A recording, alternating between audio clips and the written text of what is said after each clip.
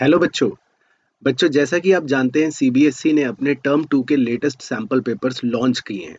तो sample papers तो मैं जानता हूं कि आप सब बच्चों ने एक एक बार देख लिया होगा। पर अगर किसी ने सैंपल पेपर भी अभी तक नहीं देखा है तो मैंने नीचे लिंक दे रखा है डिस्क्रिप्शन में। आप जाकर वहां पर क्लिक करके डायरेक्ट अपने सैंपल पेपर्स भी डाउनलोड कर सकते हैं। इस वीडियो में मैं डिस्कस करने जा रहा हूँ इन डेप्थ एनालिसिस अकाउंट्स और इकोनॉमिक्स के पूरे सैंपल पेपर का, और दोनों सब्जेक्ट्स में क्या की टेक अवेज हैं जो हमें अब फोकस करने पड़ेंगे अपने तैयारी के लिए। तो पूरी वीडियो को एंड तक ध्यान से देखना।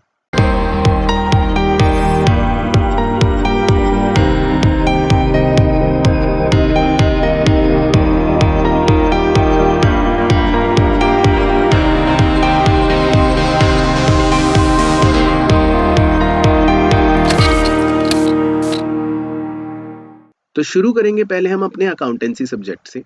अकाउंटेंसी के 2 घंटे के पेपर के लिए टोटल दिए हैं हमें 12 क्वेश्चंस, और 12 क्वेश्चंस को डिवाइड करा है 3 कैटेगरी ऑफ क्वेश्चंस में, 2 मार्कर्स, 3 मार्कर्स और 5 मार्कर्स। यानी कि पहला पैटर्न चेंज तो ये कि पहले जो पेपर में क्वेश्चंस होते थे वो 1, 3, 4, 6 और 8 मार्कर्स की वैरायटी के होते थे। पर अब सिर्फ आपके 3 ही वैरायटी के टाइप ऑफ क्वेश्चंस रहेंगे। यानी कि 4 क्वेश्चंस होंगे 2 मार्कर्स, 4 क्वेश्चंस होंगे 3 मार्कर्स और 4 क्वेश्चंस होंगे 5 मार्कर्स। तो जो 12 क्वेश्चंस की लिस्ट है उसको मैं एक बार डिटेल में आपके साथ डिस्कस कर लेता हूँ कि कौन सा क्वेश्चन किस टॉपिक का, किस चैप्टर का है और उसका डिफिकल्टी लेवल क्या है। तो जो हमारा पहला क्वेश्चन है वो एनपीओ चैप्टर से है, जो कंज्यूम्ड पार्ट निकालने वाले टॉपिक पर बेस्ड है, 2 नंबर का, जिसको हम इजी क्वेश्चन कह सकते हैं। इसी तरह दूसरा क्वेश्चन है डिसोल्यूशन चैप्टर का, जिसमें हमसे एक थ्योरेटिकल क्वेश्चन पूछा गया है और जो एक हायर डिफिकल्टी लेवल रखता है क्योंकि वो थ्योरेटिकल क्वेश्चन हर बच्चे को नहीं पता होता। इसी तरह थर्ड क्वेश्चन हमारे रिटायरमेंट चैप्टर से है, जो बेस्ड है गुडविल के ट्रीटमेंट पर। सिंपल क्वेश्चन है, 2 नंबर का। तो शुरू के जो 3 क्वेश्चन होंगे वो होंगे 2 मार्क्स ईच के। देन उसके बाद क्वेश्चन नंबर 4 अगेन एनपीओ का क्वेश्चन है, जिसमें हमें चॉइस दी गई है। यानी कि आपको पहले चॉइस क्वेश्चन नंबर 4 में मिलेगी, जिसमें एनपीओ में सब्सक्रिप्शन पर बेस्ड एक क्वेश्चन पूछा है या फंड बेस्ड अकाउंटिंग के ट्रीटमेंट्स पर बेस्ड एक क्वेश्चन पूछा है। तो दोनों में से आप कोई भी एक क्वेश्चन कर सकते हैं। ये 3 नंबर की वेटेज रखता है। देन क्वेश्चन नंबर 5 है death of A partner topic में, जिसमें डिसीज पार्टनर का शेयर ऑफ प्रॉफिट निकालने के लिए हमसे क्वेश्चन पूछा है। यानी कि डेथ का चैप्टर भी पूरा कवर हो जाता है। देन नेक्स्ट क्वेश्चन नंबर 6 है हमारे इशू ऑफ डिबेंचर्स का, जिसमें 2 क्वेश्चंस दिए हैं जिसमें आपको चॉइस है। दोनों ही क्वेश्चन 3 मार्क्स के हैं। एक का टॉपिक है issue of debentures to the vendor और दूसरा टॉपिक है कोलेटरल सिक्योरिटी। यानी दोनों अलग अलग कॉन्सेप्ट है, किसी भी एक कॉन्सेप्ट पर आप अपना क्वेश्चन प्रिपेयर कर सकते हो। देन उसके बाद क्वेश्चन नंबर 7 अगेन आपका डिसोल्यूशन और चॉइस में रिटायरमेंट का है।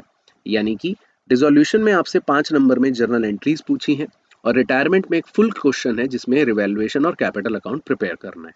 तो इस 5 नंबर के क्वेश्चन को हमने मॉडरेट रखा है और एग्जाम में आपको दोनों में से कोई भी एक चॉइस करनी पड़ेगी। इसके बाद जो क्वेश्चन नंबर 8 है इशू ऑफ डिबेंचर्स चैप्टर से, वो एक मल्टी कॉन्सेप्ट बेस्ड क्वेश्चन है। यानी कि जिसमें काफी कॉन्सेप्ट मिले हुए हैं और ये एक डिफिकल्ट क्वेश्चन है। यानी कि 5 नंबर का आपका एक डिफिकल्ट क्वेश्चन भी आपसे पूछा जाएगा। देन इसके बाद क्वेश्चन नंबर 9 एनपीओ चैप्टर का है, जो इनकम एंड एक्सपेंडिचर अकाउंट के प्रिपरेशन पर बेस्ड है, 5 नंबर का। और फिर इसके बाद हमारा पार्ट बी स्टार्ट हो जाता है, जिसके अंदर हमसे 3 क्वेश्चन वो पूछेगा। Question number 10 cash flow statement का, जो 2 नंबर का एक इजी क्वेश्चन है थ्योरी बेस्ड। देन उसके बाद क्वेश्चन नंबर 11 जो हमारे tools of financial statement analysis का है, जिसमें एक पार्ट था कंपैरेटिव का और एक पार्ट था कॉमन साइज का। इसमें आपको चॉइस मिलती है, आप दोनों में से कोई भी एक चीज प्रिपेयर कर सकते हो। 3 नंबर का डायरेक्ट इजी क्वेश्चन। और लास्ट क्वेश्चन नंबर 12 हमारे कैश फ्लो स्टेटमेंट का, जिसमें हमको पूरा का पूरा एक पूरा कैश फ्लो स्टेटमेंट बनाना पड़ता है, 5 नंबर का कंप्लीट क्वेश्चन। यानी कि इन पूरे के पूरे 12 क्वेश्चंस का अगर मैं आपके साथ क्रक्स डिस्कस करूं, तो ये 12 क्वेश्चंस 3 कैटेगरीज में डिवाइडेड हैं। 4 क्वेश्चंस 2 मार्कर्स के हैं, किसी भी 2 मार्कर में आपको चॉइस नहीं दी गई है। 4 क्वेश्चंस 3 मार्कर्स हैं और आपको 3 मार्कर्स के अंदर सबसे ज्यादा चॉइसेस मिलेंगी। यानी क्वेश्चन नंबर 4 में, क्वेश्चन नंबर 6 में और क्वेश्चन नंबर 11 में। और 4 क्वेश्चंस हैं आपके बड़े, यानी कि 5 मार्कर्स, जिसमें आपको मिलेगी सिर्फ एक चॉइस क्वेश्चन नंबर 7 में। तो ये है हमारे पूरे के पूरे अकाउंटेंसी का इन डेप्थ एनालिसिस। अब इस पूरे एनालिसिस से जो की टेक अवेज मैंने निकाले वो ये कि पेपर के पैटर्न को देखते हुए और क्वेश्चंस के स्टाइल को देखकर हम ये कह सकते हैं कि पहली चीज इंपॉर्टेंट हमारे लिए है थ्योरी और कॉन्सेप्ट, क्योंकि जो डिफिकल्ट पार्ट है क्वेश्चंस के चैप्टर के में जो पूछे गए हैं उनमें कुछ ना कुछ कॉन्सेप्चुअल या थ्योरेटिकल पॉइंट है जो आमतौर पे बच्चा इग्नोर कर देता है। दूसरी चीज, अगर 2 घंटे के अंदर इन सारे क्वेश्चंस की करने की मैं बात कहूँ तो उसके लिए हमारी स्पीड का होना बहुत जरूरी है, क्योंकि पिछला पेपर आपने जो एमसीक्यू बेस्ड दिया था उसमें आपको सिर्फ आदत थी गोला लगाने की या टिक लगाने की, लेकिन अब आपको पूरे फॉर्मेट्स खुद बनाने पड़ेंगे, पूरा क्वेश्चन खुद सॉल्व करना पड़ेगा। और इसमें 5 नंबर के जो क्वेश्चंस हैं वो वाकई में बड़े क्वेश्चंस हैं, यानी कि जिसमें पूरी प्रॉपर सॉल्विंग करनी पड़ेगी। तो उतनी स्पीड को लाने के लिए आपको रिटन प्रैक्टिस करना बहुत जरूरी है, क्योंकि आपकी अभी मेंटालिटी हो सकता है एमसीक्यू वाली हो, पर अब आपको पूरे फॉर्मेट्स भी खुद बनाने पड़ेंगे और सारे प्रैक्टिकल क्वेश्चंस को खुद से सॉल्व करना पड़ेगा। तो यहाँ पर हमको प्रैक्टिस पर भी ध्यान देना पड़ेगा। और आखिरी चीज ये कि पेपर में कोई भी छोटे क्वेश्चन 1 मार्कर्स वाले नहीं थे, यानी कि कोई true false fill in the blank या एमसीक्यू बेस्ड क्वेश्चंस नहीं है, तो उन क्वेश्चंस को आप अपनी प्रिपरेशंस के लिए इग्नोर कर सकते हो। अब आते हैं बच्चों हम अपने इकोनॉमिक्स के पेपर में। इकोनॉमिक्स के 2 घंटे के पेपर के लिए हमें मिले हैं टोटल 13 क्वेश्चंस, यानी 13 क्वेश्चंस, जिसमें 5 क्वेश्चंस हैं 2 मार्कर्स, 5 क्वेश्चंस हैं 3 मार्कर्स और 3 क्वेश्चंस हैं 5 मार्कर्स।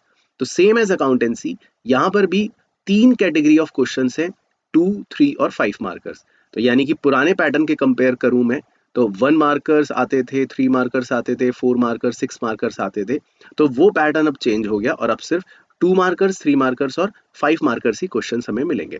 तो जो टोटल 13 क्वेश्चन का ब्रेकअप है अगर मैं उसकी बात करूं तो पहला क्वेश्चन हमारे नेशनल इनकम चैप्टर का है, जिसके अंदर हमसे जो कॉन्सेप्ट पूछा है वो फाइनल या इंटरमीडिएट गुड्स पर बेस्ड और एक्सटर्नलिटीज पर बेस्ड पूछा गया है। 2 नंबर का क्वेश्चन है। इसके बाद क्वेश्चन नंबर 2 हमारे इनकम एंड एम्प्लॉयमेंट चैप्टर से यानी कीन्स थियरी पर बेस्ड एक छोटा सा न्यूमेरिकल है और ये भी हमारे मैक्रो का है। इसके बाद question number 3 again determination of income and employment का प्रोपेंसिटी टू सेव पर बेस्ड एक बहुत ही कॉन्सेप्चुअल क्वेश्चन है या डिफिकल्ट क्वेश्चन है जो हर बच्चे के लिए शायद आसान ना हो। देन उसके बाद चौथा क्वेश्चन हमारे इंडियन इकोनॉमी के इंफ्रास्ट्रक्चर और एम्प्लॉयमेंट वाले चैप्टर से है, यानी कि इसमें चॉइस है और इसमें हेल्थ या वर्कफोर्स पार्टिसिपेशन वाले टॉपिक से एक आसान 2 नंबर का क्वेश्चन पूछा गया है। इसके बाद क्वेश्चन नंबर 5 इंफ्रास्ट्रक्चर चैप्टर से उसके रेलिवेंस पर बेस्ड एक टॉपिक है, उससे हमसे 2 नंबर का क्वेश्चन पूछा गया है। तो जो शुरू के आपके 5 क्वेश्चंस होंगे वो सारे के सारे होंगे 2 मार्कर्स। देन उसके बाद क्वेश्चन नंबर 6 से हमारे 3 मार्कर्स शुरू हो जाएंगे। क्वेश्चन नंबर 6 है हमारे नेशनल इनकम का, जो एक 3 नंबर का चॉइस वाला क्वेश्चन है, जिसमें एक पार्ट में इंक्लूजन या एक्सक्लूजन पूछा गया है और दूसरे पार्ट में रियल और नॉमिनल जीडीपी पर बेस्ड एक क्वेश्चन पूछा है। अब इसके बाद जो अगले 3 क्वेश्चन हैं यानी कि क्वेश्चन 7, 8 और 9, वो हर बच्चे के लिए खतरे की घंटी है, क्योंकि इंडियन इको के जो अगले 3 क्वेश्चन हैं 7, 8 और 9, जो पेपर में इंफ्रास्ट्रक्चर और इंडिया नेबर्स चैप्टर्स में से पूछे गए हैं, वो तीनों के तीनों एक केस बेस्ड क्वेश्चन है, यानी कि कहानी पर बेस्ड क्वेश्चन है, जिसमें 3-3 नंबर के ये 3 क्वेश्चन हमसे पूछे जाएंगे। देन उसके बाद क्वेश्चन नंबर 10 अगेन हमारे नेशनल इनकम चैप्टर का मैक्रो का, जो जीडीपी एंड वेलफेयर टॉपिक से रिलेटेड डायरेक्ट क्वेश्चन है 3 नंबर का। और उसके बाद जो आखिरी 3 क्वेश्चन हैं यानी 11, 12 और 13 5 मार्कर्स, उसमें पहला क्वेश्चन है मैक्रो से इनकम एंड एम्प्लॉयमेंट का, जिसमें हमसे इन्फ्लेशनरी गैप और उसके मेजर्स को करेक्ट करने वाले टॉपिक से 5 नंबर का क्वेश्चन पूछा है। देन हमारे नेशनल इनकम से पूरा का पूरा एक जो न्यूमेरिकल होता है वो पूछा है, जिसमें इनकम मेथड या वैल्यू एडेड मेथड से सॉल्व करने के लिए कहा गया है। और लास्ट क्वेश्चन नंबर 13 जिसमें चॉइस है एनवायरमेंट और एम्प्लॉयमेंट चैप्टर से पूछा है, जिसमें सस्टेनेबल डेवलपमेंट या कैजुअलाइजेशन वाले टॉपिक्स को कवर किया गया है। तो कुल मिलाकर ये थे 13 क्वेश्चंस, जिनकी अगर मैं ब्रेकअप की बात करूं तो आपको 5 क्वेश्चंस मिलेंगे 2 मार्कर्स, जिसमें होंगी आपकी कुल 3 चॉइसेस। 5 क्वेश्चंस मिलेंगे आपको 3 मार्कर्स, जिसमें होगी आप में सिर्फ एक चॉइस, और 3 क्वेश्चंस मिलेंगे आपको 5 मार्कर्स बड़े वाले, जिसमें भी होगी आपके पास सिर्फ एक चॉइस। तो ये था पूरा इकोनॉमिक्स के पेपर का एनालिसिस। तो इकोनॉमिक्स के अंदर अगर मैं फोकस एरियाज की बात करूं तो पहली चीज तो ये कि मैक्रो में ज्यादा मार्क्स के क्वेश्चंस की कवरेज है, तो आपको पहले फोकस अपने मैक्रो इकोनॉमिक्स पर ज्यादा करना है, क्योंकि मैक्रो के अंदर दोनों जो हमारे मेन यूनिट्स हैं वो दोनों एनालिटिकल हैं, यानी कि उनके अंदर से क्वेश्चंस किसी भी तरह से कैसे भी कॉन्सेप्ट का पूछ सकता है इनडायरेक्ट फॉर्म में। इंडियन इकोनॉमी थोड़ा सा कंपैरेटिवली आसान है और उसकी वेटेज भी कम है और चैप्टर्स की संख्या भी कम है। दूसरी इंपॉर्टेंट चीज यहाँ पर लेकिन ये है कि इंडियन इकोनॉमी में अब हमको आंसर्स को लिखना पड़ेगा, जो सबसे ज्यादा बच्चों के मार्क्स कटवाने के कारण बन सकता है। क्योंकि पहली बार जो आपने पेपर दिया था वो पूरा का पूरा एमसीक्यू था, तो आपको सिर्फ ऑप्शन टिक करना था। लेकिन अब इंडियन इको के अंदर आपको मेन हेडिंग्स, मेन पॉइंट्स, अपनी लैंग्वेज अगर आप यूज कर रहे हो तो वो सही होनी चाहिए। इन सारी बातों का ध्यान रखना पड़ेगा, किस क्वेश्चन में वो क्या पूछ रहा है और उससे भी इंपॉर्टेंटली उसमें लिखना क्या है। वो आपको सिर्फ अपनी अच्छी प्रैक्टिस करने से ही, लिख लिख के आंसर्स करने से ही और इम्प्रूव होगा। तो इस पर जरूर फोकस करें, पेपर में ये भी इंपॉर्टेंट है। और इसके अलावा बेसिक बात ये कि मैक्रो में हमारा चैप्टर है determination of income and employment, उसके डायग्राम्स की जरूर अच्छी प्रैक्टिस करें, क्योंकि उसके भी लेंदी क्वेश्चंस पूछता है। और इसके अलावा राइटिंग प्रैक्टिस हमें करनी ही है। तो ये था बच्चों मेरी तरफ से अकाउंट्स और इकोनॉमिक्स के सैंपल पेपर का in depth analysis. I hope आपको ये वीडियो पसंद आई हो और इसमें जो मैंने आपको बातें बताई हैं वो सारी की सारी बातें आपके लिए यूजफुल हो। प्लीज इन बातों को आप फॉलो करना अपनी पढ़ाई करते समय, और कोशिश करना जितनी बातें इसमें इंपॉर्टेंट है उन सारी बातों को इनकॉर्पोरेट करना अपनी दोनों ही सब्जेक्ट्स की तैयारी के लिए। तो मेरी तरफ से और हमारी पूरी आरकेजी की टीम की तरफ से आप सभी बच्चों को बहुत बहुत बेस्ट विशेस आपके टर्म 2 के एग्जाम के लिए। तो मैं आपसे मिलूंगा नेक्स्ट इसी तरह किसी और नेक्स्ट यूजफुल वीडियो में। Till then take care, good bye, see you soon.